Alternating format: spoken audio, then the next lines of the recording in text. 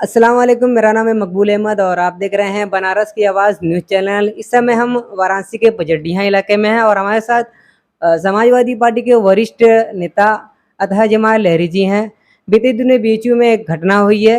इस पर जानते हैं कि लहरी जी क्या प्रक्रिया है कि काशी के अंदर ऐसी घटनाएं होने लगी है। क्या लगता है कि प्रशासन और सरकार कहाँ तक दोषी है इसमें? ऐसा है हम्म, कि बनारस में तो ऐसी घटनाएं लगातार होती रही हैं और बीएचयू में भी लगातार ऐसी घटनाएं होती रही हैं। 1 तारीख को बीएचयू में आईआईटी की छात्रा के साथ जो दुष्कर्म हुआ है, जिस तरीके से वो छात्रा रात को अपने हॉस्टल से पढ़ने के बाद निकली है और जब निकली है थोड़ा टहलने के लिए तो उसका एक दोस्त भी उसके साथ मिल जाता है और दोनों आगे बढ़ते हैं करमनवीर बाबा मंदिर के पास।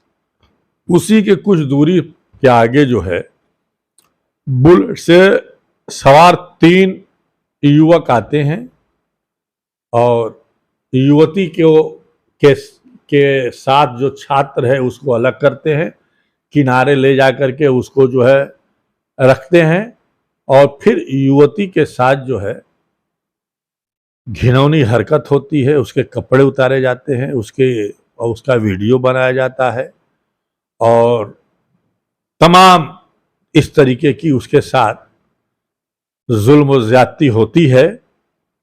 और अभी जो है एक नई बात जो सामने आई है जिसको गोदी मीडिया छिपा रहा है वो ये है कि अभी उस लड़की का कलमबंद बयान हुआ है मजिस्ट्रेट के सामने बंद कमरे में।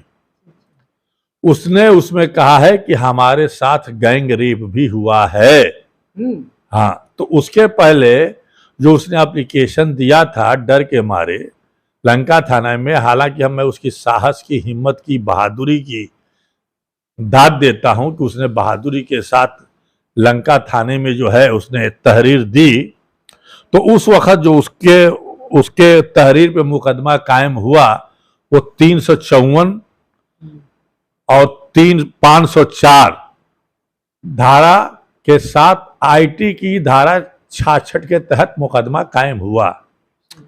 लेकिन जब उसका कलमबंद बयान आया है कि हमारे साथ गैंग रेप भी हुआ है तो फिर लंका थाने ने उसमें जो है गैंग रेप की धारा 376D को बढ़ाया है।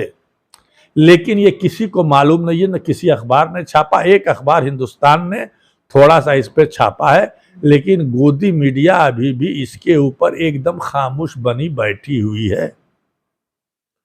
तो छात्राओं के साथ लगातार बीएचयू कैंपस में इस तरीके की हरकत होती रही है और कई घटनाएं हैं।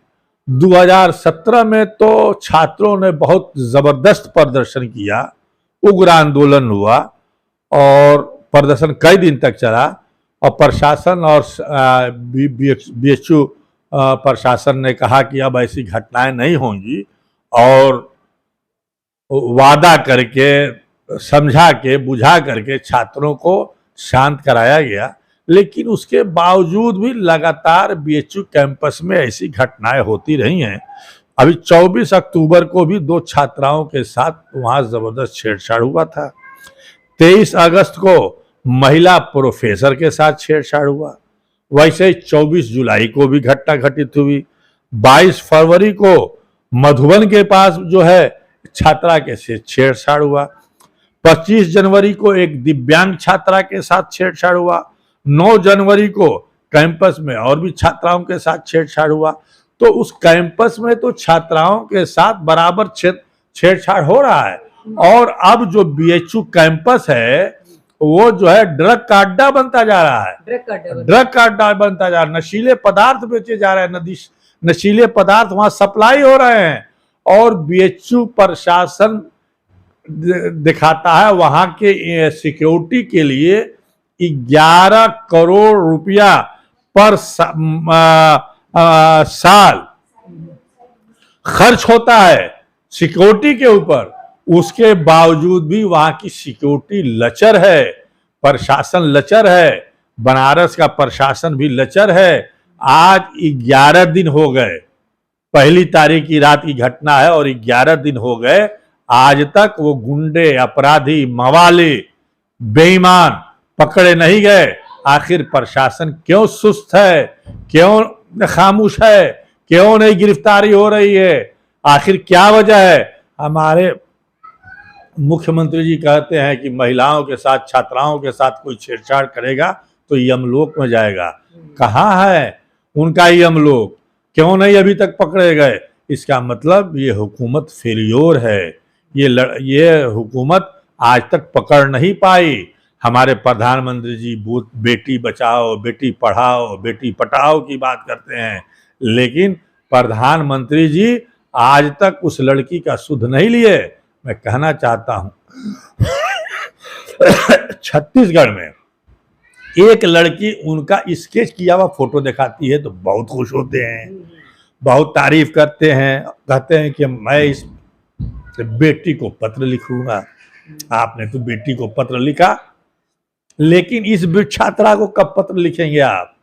इस छात्रा से कब मिलेंगे आप? काशी की जनता इंतजार कर रही है कि हमारे प्रधानमंत्री जी आए। हमने जीता को भेजा है, आपने बनारस का नाम रोशन किया है, लेकिन बनारस का नाम डूब रहा है। यहाँ की छात्रा, आपके संसदीय क्षेत्र में छात्रा के साथ बलात्कार हो रहा है, गैंगरेप हो रहा है। आखिर कब आएंगे? हम इंतजार कर रहे हैं। मोदी जी आइए और छात्रा की हिम्मत बढ़ाइए, उसको सांत्वना दीजिए, उसकी लड़ाई लड़िए, उसको जो है मुआवजा दीजिए, उसको अच्छी से अच्छी नौकरी में जगह दीजिए, उसको जो है डीएम कलेक्टर बनाइए, उसको जो है वकील दीजिए।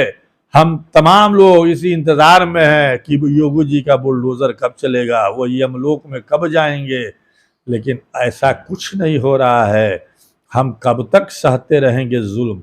आखिर क्या बात है? हम प्रधानमंत्री जी महिलाओं के साथ जिस तरीके से गैंग रेप होता है मणिपुर में, उसी तरीके से हमारी छात्रा के साथ, जो छात्रा बयान दे रही है कि हमारे साथ गैंग रेप हुआ, इसको दबाया जा रहा है।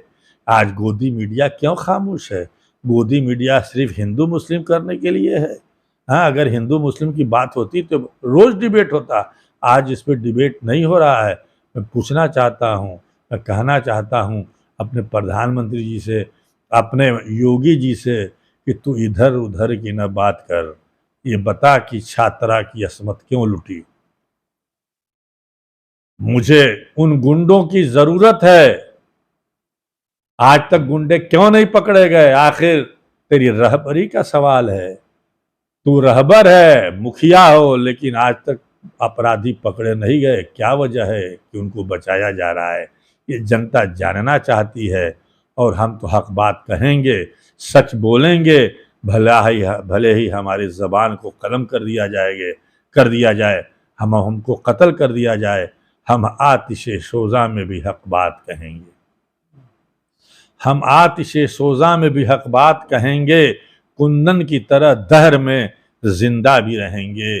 मैं कहना चाहता हूँ, हाथ जोड़ के गुजारिश करना चाहता हूँ कि प्रधानमंत्री जी आइए, उस छात्रा से मिलिए, उस छात्रा को सिक्योरिटी दिया जाए और उन तमाम शैतानों को जिन्होंने ये हरकत की जाए, ऐसे शैतानों, ऐसे गुंडों के लिए कानून बनाई जाए, उनके बीच चौराहे पे खड़ा करके उनको गोली मार दिया जाए, ताकि दुनिया इसे इबरत सीखे और फिर किसी की हैसियत न हो किसी छात्रा के साथ इस तरीके का बर्ताव करने का, किसी महिला के साथ छेड़खानी करने का एक सबक दीजिए ऐसे गुंडों को, ऐसे शैतानों को। यही हम आपसे गुजारिश करते हैं, हम यही आपसे अपील करते हैं। जैसे कि आप लोगों ने सारी बातें सुन ली। मिलते हैं सदाई न्यूज़ की अगली रिपोर्ट में।